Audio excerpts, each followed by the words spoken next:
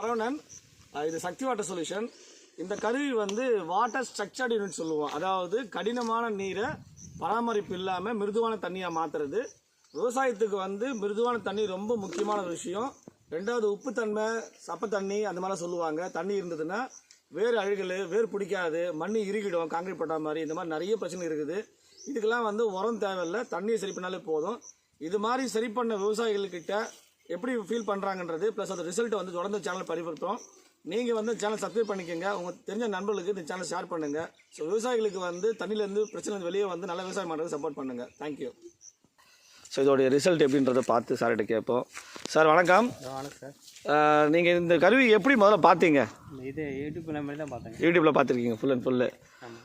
So இப்போ இந்த கருவி போகிறதுக்கு முன்னாடி நம்ம வயலோட கண்டிஷனு இப்போ எப்படி இருக்குது உங்களுக்கு? வயல் கண்டிஷன் முதல்ல வெடுப்பொடி பயிரே வந்து சரியாக வராமல் இருந்தது.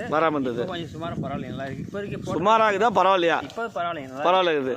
ஆமாம், ஏன்னா ரெண்டுத்துக்கு நிறைய வித்தியாசம் இருக்குது இல்லை? இப்போ தென்னை மரம்லாம் எப்படி இருக்குது உங்களுக்கு? தென்னை மரம் குரோத் நல்லா சூப்பராக இருக்குது. ஓகே. முதல்ல எல்லாமே பழுப்பு நிறமாக இருந்தது. ஓகே, இப்போ பச்சை கட்டி இருக்குது. பச்சை கட்டி இருக்குது. ஸோ இந்த கருவி வந்து மின்னல் கருவி நம்ம ஒர்த்து தான் இல்லையா? ஆமாம். ரைட்டுங்கண்ணா.